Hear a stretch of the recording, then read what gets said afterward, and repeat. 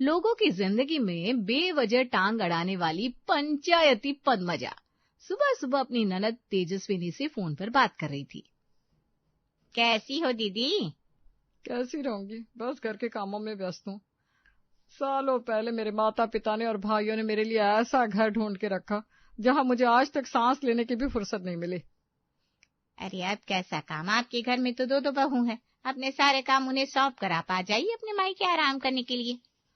इतनी मेरी किस्मत कहाँ, शादी को 40 साल हो गए, लेकिन मेरे पति देव, उनको अभी तक मेरे हाथ की बनी चाय ही पसंद है। पूजा मैं करूंगी, उनके लिए चाय मैं बनाऊंगी, और ऊपर से अभी तक मेरे सास ससुर भी मेरे सर पर बैठे हैं। दिन भर सर का पल्लू ठीक करते करते मेरे तो हाथ दर्द करने लगते हैं। घर में दो बहू है, लेकिन अगर मैं उनके साथ भी जोर से बात कर लूं तो मेरी सास मुझे आंख दिखाने लगती है।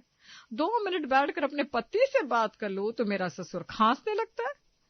मेरा छोड़िए, मुझे तो लगता है मेरी जिंदगी ऐसे ही घुटन में निकलने वाली है। आपका बताइए। अरे दीदी, आप जिस बात को घुटन समझ रही हो ना, वो घुटन नहीं है, वो तो हमारे संस्कार है। नहीं तो जरा अपने छोटे भाई के घर आकर देखिए, घर के सभी सदस्य कैसे संस्कार बेच कर बैठे हैं। हाँ, मैंने भी कल उनके स्टेटस देखे थे। आजकल तो भाभी भी सलवार कमीज पहनने लगी है। क्या एक दूसरे के कंधे पर हाथ डालते हैं। ना जेठ का लिहाज है, ना ससुर का। वही तो लगा था, गौरव की शादी हो जाएगी, घर में छोटी बहू आ जाएगी तो घर का माहौल बदल जाएगा। लेकिन ये छोटी बहू तो इनसे भी 4 कदम आके अपने जेठ को नाम से बुलाती है, सुबह सुबह टीवी के गंदे हिंदी गाने सुनती है। बड़ी बहू तो जींस पैंट पहन रही थी तब तक ठीक था, लेकिन ये छोटी वाली इतने छोटे छोटे फ्रॉक पहनती है, सिर्फ घर में ही नहीं पूरे मोहल्ले में घूमती है। मुझे तो अब इस मोहल्ले में रहने में भी शर्म आ रही है। उनके साथ साथ मोहल्ले वाले हमें भी ताने मारते हैं। अरे, जब घर की मुखिया स्त्री ने ही सारी लाज शर्म बेच कर रखी हो तो बहुओं को संस्कार कौन सिखाएगा भला। आपने उस दिन देखा नहीं, जयपुर वाले चाचा की बेटी की शादी में राधिका भाभी सबके साथ कैसे गले लगकर बातें कर रही थी। अरे, हाथ जोड़कर भी तो सबसे बात हो सकती है कि नहीं है? लेकिन नहीं भाई, हर किसी को चिपकना, हर किसी के साथ हंसना, मुस्कुराना। हे भगवान, क्या क्या देखना बाकी है। शादी में ना मेरे ससुराल वाले भी आए थे। राधिका भाभी का और उनकी बहू का ये हंसना मुस्कुराना देखकर मेरे ससुर जी की तो आंखें इतनी बड़ी बड़ी हो गई थी। लेकिन उन्हें ना किसी की उम्र का लिहाज, ना ही उनमें कोई संस्कार बचे हैं। बस उस शादी वाले दिन के बाद 10 दिन तक मेरे सास ससुर मुझे ताने मारते रहे। अब जब अपना ही सिक्का खोटा हो तो मैं भी क्या कहती उन्हें। मेरी कोई गलती ना होने के बावजूद भी मुझे सब कुछ सुनना पड़ा चुपचाप। यहाँ भी वही हाल है। तुम्हारे बड़े भैया मुझे दिन में 10 बार ताने मारते रहते हैं। अपनी बहू की तरफ ध्यान रखो, कहीं उनको भी मॉडर्न बहू बनने का शौक न चढ़ जाए। मनोहर और राधिका की बहुओं को देखकर हमारी बहू भी अपने रहन सहन और संस्कार न भूल जाए। अब क्या बताऊं दीदी आपको, इस मोहल्ले में मेरा रहना तो इतना मुश्किल हो गया है। मैं 5 मिनट किसी के घर पर बात करने चली जाऊं ना, तो हर तरफ सिर्फ और सिर्फ आपके छोटे भाई के घर की चर्चा चल रही होती है। खैर, हम भी क्या कर सकते हैं। कभी आपको वक्त मिला तो आप आइए और समझाइए उन्हें, जो कुछ भी करना है अपने घर के अंदर करे। भाई, ऐसे लोगों के सामने अपने संस्कार भूलकर हमें तो शर्मिंदा ना करें। ठीक है, मेरी सास बुला रही है, मैं आपको बाद में फोन करती हूँ। तेजस्विनी और पद्मजा के बीच में बातें हो रही थी दिल्ली के बड़े से मोहल्ले में रहने वाले मनोहर शर्मा और उनके परिवार के बारे में। मनोहर पद्मजा का देवर और तेजस्विनी का छोटा भाई है। हर रोज सुबह हुई नहीं कि पद्मजा तेजस्विनी को फोन घुमाती और बस मनोहर और उनके परिवार की बुराई करती। और सिर्फ तेजस्विनी को ही नहीं, दूर के मामा जी, मामी जी, जीजा जी, हर किसी को मनोहर के परिवार के बारे में पद्मजा ने इतना कुछ भला बुरा घटिया बताकर रखा था कि हर किसी की नजर में मनोहर शर्मा और उनका परिवार गलत बन गया था। आजकल तो लोगों ने और रिश्तेदारों ने उन्हें किसी भी कार्यक्रम के लिए अपने घर पर बुलाना भी बंद कर दिया था। ऐसे ही एक दिन चीनी मांगने के लिए पद्मजा राधिका के घर पर जाती है, लेकिन उनकी बातें सुनने के लिए दरवाजे के बाहर छुप जाती है। मैं क्या सोच रहा था, सबकी छुट्टियां चल रही है। पिछले काफी दिनों से हम कहीं पर घूमने नहीं गए, तो इस बार गोवा चलते हैं। क्या कहते हो जीजा जी? नेकी और पूछ क्यों नहीं, मैं तो तैयार हूँ। वैसे भी हमारे गौरव की नई नवेली दुल्हन उर्वी का बर्थडे आ रहा है। उर्वी, इस बार तुम्हारा बर्थडे हम गोवा में मनाते हैं, चलेगा ना? अरे चलेगा क्या जीजा जी दौड़ेगा, मुझे तो गोवा कितना पसंद है, मैं पहले भी ना कई बार जाकर आई हूँ। मैं आज ही सबकी टिकट कंफर्म करता हूँ। गोवा जाना है तो शॉपिंग भी तो करनी होगी भाई, वहां ऐसे ही ये रोज के कपड़े पहनकर थोड़ी ना जाएंगे। मयूरी उर्वी जल्दी से तैयार हो जाओ, हम शॉपिंग पर चलते हैं। अरे हम सिर्फ क्यों, माँ जी भी चलेगी ना हमारे साथ। माँ जी गोवा में थोड़ी ना ये सलवार कमीज और साड़ियां पहनेंगी। अरे बच्चों तुम जाकर आओ, हमारा क्या है वहां। हम सब साथ में जाएंगे, बाकी मुझे किसी का कुछ नहीं सुनना। घर के सभी सदस्यों की बातें चल रही थी, तभी पद्मजा बीच में टपकती है। लगता है कहीं जाने की बातें हो रही है। हाँ चाची, वो सबकी छुट्टियां चल रही है तो हम गोवा जा रहे हैं। गोवा? क्या जरूरत है वहां जाने की? मैंने सुना है बड़ा ही अलग शहर है, टीवी पर भी देखा है वहां की औरतें कैसे कैसे कपड़े पहनती है। तुम लोग भी वहां जाकर वही सब पहनोगी क्या? वहां जाकर हम वैसे ही कपड़े पहने ये जरूरी थोड़ी ना है, और पहन भी लिए तो क्या दिक्कत है उन कपड़ों में। वो क्या है ना चाची, देखने वाले की नजर साफ होनी चाहिए, सब कुछ सही दिखता है। देख रही हो राधिका अपनी बहू को, कितनी लंबी जुबान है इसकी। आज तक हमारे रिश्तेदारों में किसी की भी हिम्मत नहीं हुई मुझसे इस तरह बात करने की, लेकिन ये देखो, इसे ना उम्र का लिहाज ना ही रिश्तों का। अरे कैसे रहेगा भला, सास ससुर ने सर पर जो बिठा कर रखा है। परिवार के संस्कार तमीज बोलकर इतनी छूट जो दे रखी है, इनका हाथ से निकलना तो बनता ही है। खैर मैं थोड़ी ना यहाँ रोज रोज आने वाली हूँ, लेकिन राधिका अपनी बहू की तरफ ध्यान रखो, कहीं जिस तरह से आज ये मुझसे बात कर रही है उस तरह से कल तुमसे भी करने लगे। दीदी हमारी उर्वी की बस जुबान कैची जैसी है, बाकी उसका दिल एकदम साफ है, आप उसकी बातों का बुरा मत मानिए। वैसे आप यहाँ आई किस चीज के लिए थी, वो तो आपने बताया नहीं। मैं आई तो थी चीनी लेने, लेकिन ऐसे घटिया घर की चीनी नहीं चाहिए मुझे। इस घर में तो बड़ों का रिश्तों का जरा भी लिहाज नहीं है। एक हमारा समय था जब बहू ना बड़ों के बीच में ना बोलती थी, ना ही उसके सर का पल्लू गिरता था। और यहाँ देखो, घर की बहुओं के सामने आजकल घर के बड़े भी कुछ नहीं बोलते। और पल्लू, उसकी तो मैं बात ना करूँ तो ही बेहतर है। जींस पैंट पहनी हुई लड़कियां कहाँ से लेगी पल्लू? घर का दामाद सामने बैठा है, लेकिन ना सर पर पल्लू ना ही दुपट्टा, सारी लाज शर्म बेचकर बैठी है इस घर की बहुएं। बिना बुलाए पद्मजा राधिका के घर चली जाती है, बिना मतलब कि उनकी बातों के बीच में बोलने लगती है। और फिर उर्वी उसे दो शब्द कह देती है तो उसे इतने चुप जाते हैं कि राधिका के घर में खड़े रहकर ही पद्मजा राधिका को और उसकी बहू को कितना कुछ भला बुरा सुनाती है और फिर निकल जाती है। माँ ये चाची हद करती है, हमारे ही घर में खड़े रहकर ये वेदिका और उर्वी को कितना कुछ सुना कर गई और आपने उन्हें एक शब्द भी नहीं कहा। अरे क्यों सुन लेती हो माँ आप उनकी इतनी घटिया बातें। बेटा वैभव शांत हो जाओ, इतना गुस्सा ठीक नहीं है। हमारे मन को पता है कि हम जो कुछ भी कर रहे हैं उस पर कुछ गलत नहीं है, तो हमें किसी को कुछ भी समझाने की कोई जरूरत नहीं है। लेकिन पापा, आज तक वो हमारे कपड़ों के बारे में, हमारे आपस में हंसने मुस्कुराने के बारे में बात करती थी, मोहल्ले वालों की नजर में गिराने के लिए हमारे घर के बारे में अफवाहें फैलाती थी। तब तक तो ठीक था, हमने उन्हें नजरअंदाज करने की कितनी कोशिश की, लेकिन आज वो हमारे परिवार के बारे में, रिश्तेदारों में अफवाह फैलाने लगी है। परसों मुंबई वाली बुआ की रिश्तेदारी में वो पवन है ना, उसका उर्वी को फोन आया था। पहले वो उर्वी के साथ इतने गंदे तरीके से बात कर रहा था, बाद में मैंने फोन लिया तो पता चला उर्वी के चरित्र के बारे में क्या क्या अफवाहें फैलाई जा रही है। और सिर्फ उर्वी के बारे में नहीं, हमारे सभी रिश्तेदारों में हमारे चरित्र के बारे में घटिया बातें की जा रही है। ये पीछे से भौंकने वाले कुत्तों की तरफ ज्यादा ध्यान नहीं देते बेटा, अगर हमने उनकी तरफ ध्यान देना शुरू कर दिया तो ये हमारा जीना मुश्किल कर देंगे। हम मॉडर्न कपड़े पहनते हैं, एक दूसरे के साथ मॉडर्न तरीके से रहते हैं, घूमते फिरते हैं, फोटोज डालते हैं।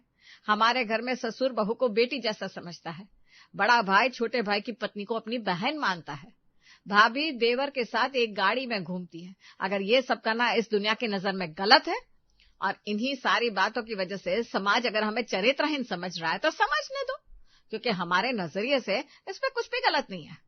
जिस दिन कोई हमारे सामने आकर हमें सवाल करेगा तो हम उन्हें अच्छे से जवाब देंगे। और रही बात पद्मजा दीदी की, तो संस्कार और लिहाज ये सब बातें उनके मुंह में शोभा देती नहीं। सच कहूं तो मॉडर्न कपड़े पहनना, घूमना फिरना उन्हें भी बहुत पसंद है, लेकिन भाई साहब को पसंद नहीं है ना, इसीलिए उन्हें हमसे जलन होती है। और हम भी उनकी बातों में आकर ये मॉडर्न कपड़े पहनना छोड़ दे, इसलिए वो हमारे बारे में पूरे रिश्तेदारों में अफवाह फैला रही है। खैर छोड़ो ये सारी बातें, हम गोवा जाने की प्लानिंग करते हैं भाई। उर्वी को इतना कुछ सुनाने के बाद भी पद्मजा को राहत नहीं मिली थी।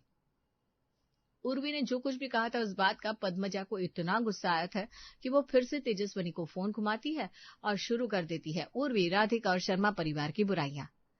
लगता है आजकल पद्मजा की जिंदगी में इसके अलावा कोई काम ही नहीं है। बताइए भाभी अब क्या हुआ? अरे दीदी क्या हुआ ये मत पूछिए, क्योंकि आजकल यहाँ इतना कुछ होता है, समझ में नहीं आ रहा मैं आपको क्या क्या और कहाँ से बताऊं। मुझे तो डर लग रहा है, ऐसा लग रहा है कि आपके छोटे भाई और उसके परिवार की वजह से कहीं मोहल्ले वाले भी हमें इस मोहल्ले से निकाल ना दे। अरे रे रे दीदी हुआ क्या ये तो बताइए। आपके छोटे भैया अपनी पत्नी, बहू और पूरे परिवार को लेकर गोवा जा रहे हैं घूमने। हैं? क्या बात कर रही हो, गोवा? हाँ गोवा। पता नहीं कुछ लोगों का नसीब इतना अच्छा कैसे होता है। हमारी शादी को इतने साल हो गए, हमारी ये हमें सिर्फ और सिर्फ रिश्तेदारों के घर और मायके तक लेकर गए हैं, लेकिन यहाँ देखो गोवा। मैंने ना गोवा सिर्फ टीवी में देखा है। क्या दीदी आप भी गोवा के सपने देखने लग गई? मैंने आपकी कहानी सुनने के लिए फोन नहीं किया। यहाँ आइए और उन्हें रोकिए, नहीं तो आज तक यहाँ पास में घूमते थे तो कैसे कैसे कपड़े पहनते थे और स्टेटस डालते थे। अब गोवा जाएंगे तो वो टीवी में दिखाते वैसे कपड़े पहनेंगे, स्टेटस पर फोटो डालेंगे। सभी रिश्तेदारों के सामने हमारी क्या इज्जत रह जाएगी? अरे उनकी तो कुछ इज्जत बची नहीं है, लेकिन हमारी तो है। दीदी आपके सामने हाथ जोड़ती हूँ, हमारी इज्जत के लिए यहाँ आ जाइए और उन्हें दो बातें समझाइए। कल मैं उनके घर गई थी, दोनों बहुओं ने जींस पैंट पहनी हुई थी। घर में मयूरी का पति हमारा दामाद आया हुआ था, लेकिन उसके साथ दोनों सोफे पर बैठी थी। बोलो क्या हंसना, क्या मुस्कुराना, पता नहीं वो देखने से पहले मैं अंधी क्यों नहीं हो गई भगवान। हमारे घर में जब दामाद आता है ना तो हमारे घर की बहू हॉल में भी नहीं जाती, उनके लिए चाय नाश्ता भी हमारे घर के मर्द लेकर जाते हैं। हंसना मुस्कुराना तो दूर की बात है, हमारी पायल की आवाज तक नहीं चलती जब हमारे घर का दामाद हमारे घर में आता है। आपने जो बताया वो सुनकर तो मैं हैरान रह गई हूँ। मॉडर्न मॉडर्न कह रहे हैं खुद को, लेकिन उन्हें देखकर ऐसा लगता है कि उन सब के बीच में कुछ न कुछ चक्कर चल रहा हो। गौरव अपनी भाभी के साथ कैसे चिपक चिपक कर फोटो डालता है, अपनी पत्नी के साथ कम और भाभी के साथ स्टेटस पर ज्यादा होते हैं फोटो उसके। मेरी सास ना कल मुझे उनका नाम लिए बिना उन्हीं के बारे में पूछ रही थी, कह रही थी आजकल पति पत्नी साथ में नहीं घूमते, देवर और भाभी साथ में घूमते हैं, फिर जेठ और छोटे भाई की पत्नी साथ में घूमते हैं, नहीं तो ननद का पति और दोनों भाभियां साथ में घूमते हैं, हंसते हैं मुस्कुराते हैं। उन्हें देखकर समझ में नहीं आता रिश्ता क्या है। हाँ दीदी, उस दिन शादी में आपकी सास उनकी तरफ बड़ी बड़ी आंखें करके देख रही थी ना, तभी मैं समझ गई थी कि आपकी सास को ये सब कुछ खटक रहा है।